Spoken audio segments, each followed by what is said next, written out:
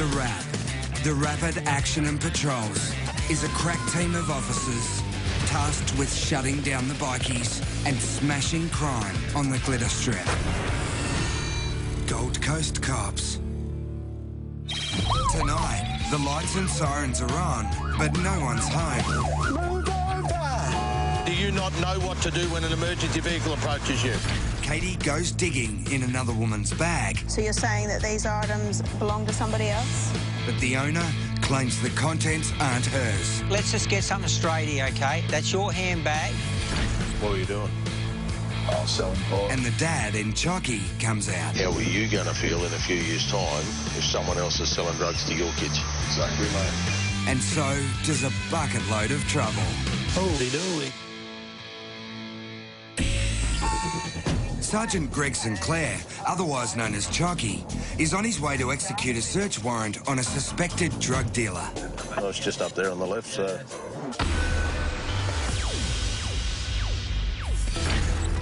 I've had 32 years policing the Gold Coast. Drugs are probably one of the predominant curses of society today.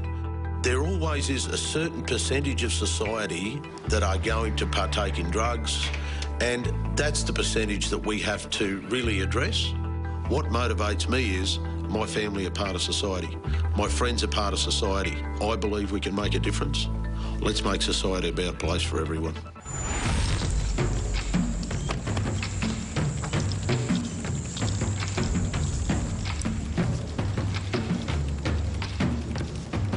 Not knowing what to expect, Chalky and his team prepare to enter from the front and back simultaneously. Mate, we got a search warrant here. Yeah. Wake you up, it's all good. But surprisingly, the target just opens the door. I'll just wait for him to clear the house. Yeah. Which means he either has no drugs or no idea. But his confidence that they won't find anything may be misplaced. I'll grab your smokes and a lighter and... And while the rest of the team search the house, Chalky strikes up a conversation outside. Looks as though you started a bit of landscaping, did you? Needs a bit of landscaping done. The best way to get information from people is to talk to people. And now the conversation's flowing, he changes the subject to drugs. What were you doing? I'm selling pot. Who are you selling it to? Mates. And how do you sell it? Like in what quantities. Yeah. Just maybe ounces and stuff. And what sort of money do you get for that? A little bit of coin, not much at all really. I've got a cash, child support. You're just having a general conversation. Next thing, he's making these open admissions to you that he's out there supplying drugs. And before long, this guy's given up the location of his stash. You said it was in a bucket under the bench? And it turns out the information is good. This is the chop area, and I could smell it. It appears to be a bucket of marijuana buds. Holy dooly. That's going way well. Hey, they're a tall bud. But that's not all that's hidden in the house.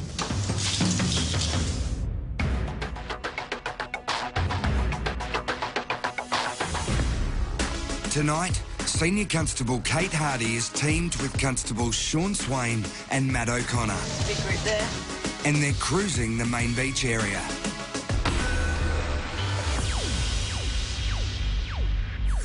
I've been in the job now for 17 years and I still love it, and while I still love it, I'll keep doing it. I often joke that I married the job. I am the job. I really like preventing crime if I can. I've always been interested in proactive policing. I prefer to go out and find crime rather than wait for it to happen. And it looks like they've found it. We're on here. They've just spotted a couple in a deserted car park. Quick. How are you? Good. How are you? Yeah, good, mate. How are you? Good. You just asked me that, but anyway, what are you up to tonight? Spider. Their sudden moves make Katie and her team even more suspicious. You seem a little nervous, Sir Anthony. No, I just had a spider on me. Yeah, I hate spiders, mate. Mate, we're just going to detain you and the vehicle in regards to a search. Is there anything in the car that can hurt me or my officers? No. Or I'll get you to just hop out for me, could you? All good, man. If you want to just stay standing at the front of the car. He's come up clean, But as the officers case the car, it's anything but. Next to where you're seated, there's a set of portable electronic scales. Looks like there's a bit of crystal residue on it. Look, guys, there are certainly some items in the car that indicate to us that there may be something else in the vehicle, along the lines of drugs. In your bag, there's a needle in there. I just need to know for my safety if there's any other needles in the car and where they'll be located. No, I don't. There was the biggest stuff in the Hey, look, let's just get something straight here, okay? That's your handbag, and this officer asked you before if there's anything in that car, needles, anything, okay? It's your bag. Am I going to find any uncapped needles in here? No, not that I know of. I hate when people say not that I know of. Kind of means maybe. Or in this case, yes. Michelle, what can you tell me about these items? They're in your bag. You've got a used crack pipe here, a couple of needles that are unsecured.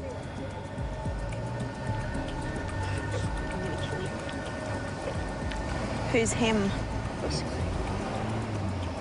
So you're saying that these items belong to somebody else and they're just in your possession? They're left in your car, in your bag, in your sunglass case, in your makeup case? Honestly, I don't know. She's claiming that it's somebody else's utensils, so she's not admitting that they're her utensils. Her mystery friend has got a lot to answer for, but Katie's not convinced he's the real culprit. Your hair is in here as well, so are you a user of amphetamines at all? Why do you have possession of drug utensils? They were left there and you thought not to get rid of them?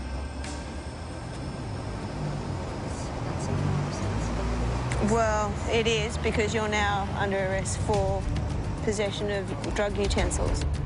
She's lost for words, but Katie's not letting her off the hook, and her night is about to get a whole lot worse. Coming up, a P-plater pushes Chocky's patience to the limit. Are you fully aware what to do when an emergency vehicle approaches your vehicle? She was, in fact, thought it was a little bit of a laughing matter. Katie Hardy's search of a suspicious car has already turned up needles and a meth pipe. So you're saying that these items belong to somebody else? And the owner of the vehicle is claiming the items belong to a mysterious friend. But Katie's not buying her story, and she's not done searching the car. Who owns this T-shirt? Who? Ross. And so I take it he owns the bong as well that was wrapped up in it?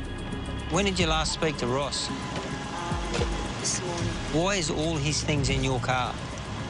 Because he's hired us. He's been staying, like, hanging around, showing me the size. Where's Ross tonight? No idea. He's homeless. Yeah. Okay. What's Ross's surname? I don't know his surname. How long you known Ross for? And you don't know his surname? It's none of my business. He doesn't walk around saying his last name. Doesn't know his surname, which is something we often get. The old, he's my best friend, but I don't know his surname. I've never been in trouble ever in my life, and you've just been a prick to me because of somebody else's carrying on. I don't want to talk to you anymore. You just... Why is that? Because you're an arsehole. Compliments aside, Katie continues her search of the car. Oh, you're killing me, chick. Am I going to find anything else in here? When I ask you, is there going to be anything else in here, and you say no, and then I find a needle, I always get a little bit angry that they haven't disclosed that there's needles, but you know, people lie. I'm not surprised. When you ask people for your own safety, because no one wants to get a needle stick injury, no one wants to get hepatitis or anything from needles.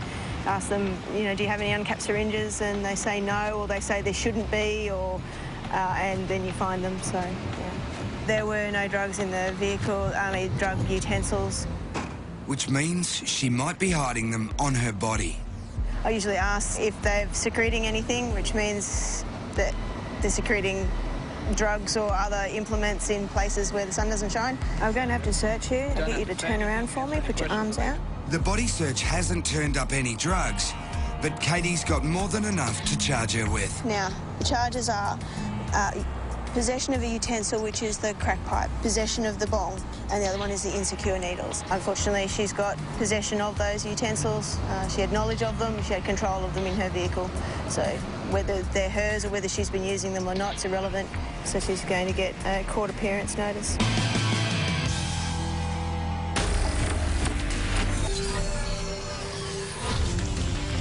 Got a search warrant here? Chocky's executing a search warrant on a suspected drug house, and through the art of conversation has already turned up a bucket load of marijuana buds.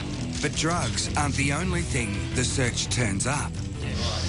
Do you want a weapons charge to go with it? Oh, yeah, it's abs. We found a taser in the premises there, which is of concern to us. Why would he have a taser? Found my toy from Thailand. Is there any more of those lying around? I mean, if there's anything here now, this is probably, like you've said, you want to take this as your opportunity to get rid of everything? There's marijuana and that taser.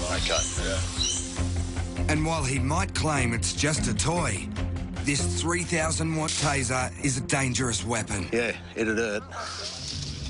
But maybe he needs it if he's got this much cash lying around the house. It's approximately half a kilo of marijuana and approximately $40,000 in cash.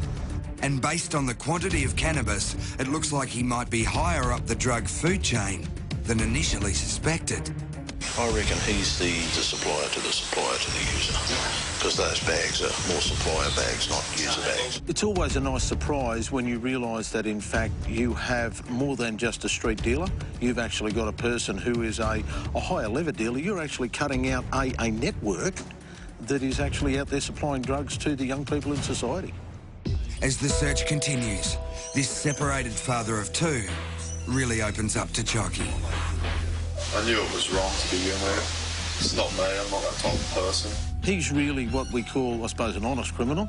He's owned up and said, look, I've done wrong, this is what I've done wrong, I'm happy to cop the consequences for what I've done, rather than the bloke that goes, nah, stick it up you wherever, I'm not talking to you, you prove everything. And Chocky's hoping today's bust might give this guy a chance to turn his life around. How are you going to feel in a few years' time if someone else is selling drugs to your kids? Exactly, mate. Look, he's a dad, he's got a couple of young boys, and you could almost see that the penny dropped that, oh, hang on, I'm not just supplying to anonymous people, I'm supplying to someone's children. And while he might be ready to turn over a new leaf, there's one thing this guy's not willing to give up. Mate, I'll ask the question. Where do you get it from? I'd die if I said that. I can't tell you. But even without naming names, the intel gathered in today's search will assist in future drug investigations. We could keep moving upwards and upwards in the supply chain, but also because we believe he's a middle-level supplier, we can also move down in the food chain. So this just opens up a network to us now, which we'll certainly be following up in many different ways. He's been taken to the watch house. He'll be going to court. He'll be charged with some very serious offences in relation to drugs and the taser. Next, the tables are turned in an armed robbery gone wrong. Oh, you get the knife point in your face and then calm down, all right?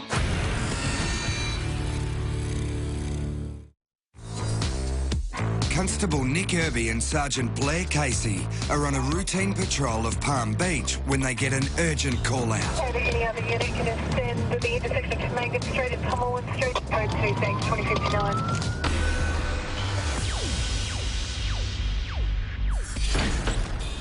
I joined the job when I was 20 years old for the main reason to do something different every day.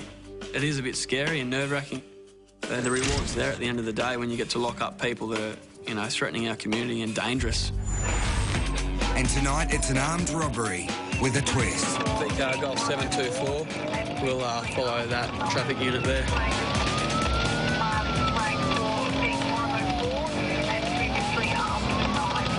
Confusion reigns at the scene. While the guy screaming looks like the offender, He done it to me, lady. You weren't here. and the injured man looks like a victim, the opposite is actually true. Who held the knife on you? That guy. He's an armed robber who was knocked out by his target. Oh, you get the knife pointed in your face and then calm down, all right? Or you're going to get locked up. Do you understand? Lock me up, all right? I'm here to help you. You get a knife pointed in your face and then calm down. I'm here to help you. Stop yelling at me and I'll find out what's going on, okay? But don't carry on like that again. Do you understand? Whatever. It's still a volatile situation, and Blair and Nick are hoping to piece together exactly what happened by questioning the second victim. What happened, brother? Me and my mate come down to the bus stop to go into town. These two dudes drove past in a ute and had a gaze at us, real awkward. Yeah. Pulled over, come back, come up to us, what are you doing tonight? And shit like that. I didn't realise he was sitting there holding a knife. Next thing is just like what he's got on, he's just got drugs, he's got money. My mate just stood up, hit him. Yeah. He's on the ground, dropped the knife and shit. It's a robbery gone wrong, basically. A male has tried to rob two other males at knife point. Tables have been turned on him, actually, and he was knocked out. Unconscious on the floor when we got here. He's now in the back of the ambulance and we're going to take him to hospital. He is under arrest at this point in time too. Now they have established who is who, Nick will accompany the injured offender to the hospital. Just go with safety's sake, mate. Yep, sweet. This offender is dangerous. He's already tried to rob someone at knife point, so we want to make sure that the paramedics are safe and that he doesn't do the runner once he gets to hospital. With Nick gone, Blair shifts his efforts to finding a second offender who escaped on foot. His mates grabbed all our shit and started legging it off up there. My mate just started chasing him. Yeah. And he's gone. But before he bolted, one of the victims grabbed the keys to his ute.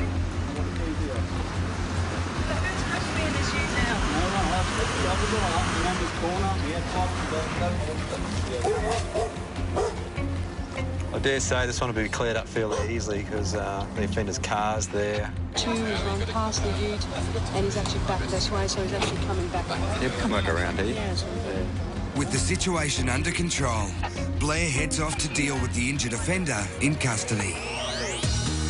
Yeah, a little bit of summary justice there. Victims got the better of the main offender. You know, we wouldn't say, look, a guy with a knife, you're going to get hurt. But in this case, these guys, the young fellas, have seemed to have won. And sure enough, the offender who fled on foot did return to his dogs and ute parked at the scene. So we've just arrived at the hospital. The offender's inside being cleaned up before he goes to the watch house. He's got a few bumps on his head. The other offender's actually returned to his ute. He's been arrested by police at the scene. He's been charged with attempted armed robbery. It's a good result for us, an armed robbery, and we've got all the offenders in custody. Next. Move over! Chocky's in a hurry, but getting nowhere fast. She's getting a ticket.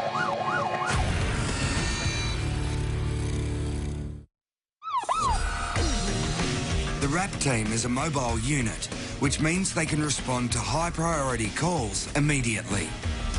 But today, through no fault of their own, Sergeant Gregory St Clair and Constable Gemma Brewster's response time is going to be anything but rapid. November, Alpha, Delta, Alpha. 3 kids and females screaming and crying. There's a male yelling. It sounds like someone's being hit hard. There's screaming and horrific. Just acknowledge us going as well. 722 will proceed that way too. But Chocky's about to meet a driver who will push his patience to the limit.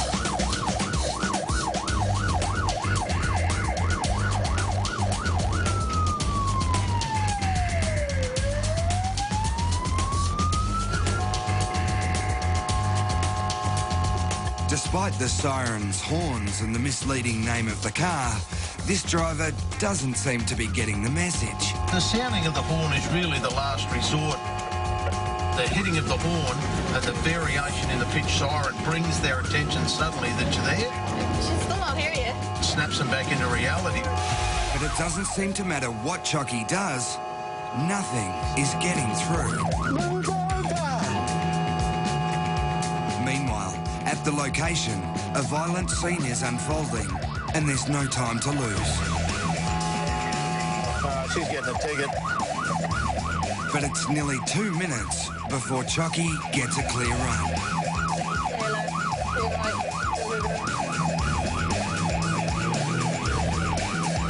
Fine from the registered owner who was driving it. And just when they're finally starting to move, they're called off the job. Disregard that, got it all under control. Units off there. Goal 722, receive that, thank you. With the scene under control and the immediate pressure off, Chocky's got one thing on his mind: tracking down the driver of the Black Swift. In 32 years on the force, Chocky's been obstructed before, but never for so long. I think from the age of 3, you realise you have to pull over when an emergency vehicle is proceeding behind you with lights and sirens on. With no cars obstructing him, he locates the Black Swift in no time. And given she's already failed to give way in an emergency, there's no telling how she'll respond when Chocky tries to pull her over. Good afternoon. Hi. How long have you had a driver's licence for? About 5 months now. Are you fully aware what to do when an emergency vehicle approaches your vehicle? I didn't know what was happening. I thought that there was an emergency or something. So when you've got a police vehicle behind you with lights, sirens going and sounding their horn, what should you do? So do you not know what to do when an emergency vehicle approaches you? The complete lack of knowledge displayed by this driver. And a matter of fact, when we approached her initially, she was in fact thought it was a little bit of a laughing matter. And it's certainly not. That endangers everyone. So I'm going to issue with an infringement notice today, okay? So the move out of the path of police vehicle, it's $265. And 3 demerit points.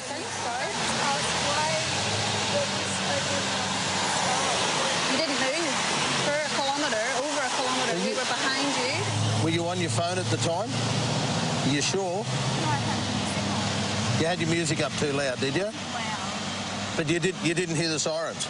I started to hear them and I seen you, so I wondered what was going on. And I was just scared to get over because of the other traffic beside me. There was more than ample opportunity for you to change lanes safely. When an emergency vehicle is approaching, you must give way to them. If it's at an intersection, you stop. If they're behind you, you move out of the way. You must do that. All right? Look, it is a stupid action by an individual that should know better if they've got a driver's licence. It's not only the police, it's the fire brigade, the ambulance. If they need to get somewhere in a hurry, please get out of their way. Let them have safe passage through. And hopefully, our P-plater will know what to do next time she's in the path of an emergency vehicle. Those armed robbers have been remanded in custody and could be facing up to 14 years in prison, while our suspected drug-dealing dad has 6 charges to answer and will have plenty of time to think about turning over a new leaf. And, mystery friend or not, this lady was a no-show in court and a warrant has been issued for her arrest. Next week on Gold Coast Cops. You're eating a steak while you're driving. A routine traffic stop turns up a T-bone steak. I've been eating it in between jobs. What do you do for work? I'm a stripper. On the ground! Get on the ground! Get on the ground! And the rat raider drug den. What's wrong? That sends them on the trail to get their man. Who are you, sir? John Lamar, mate.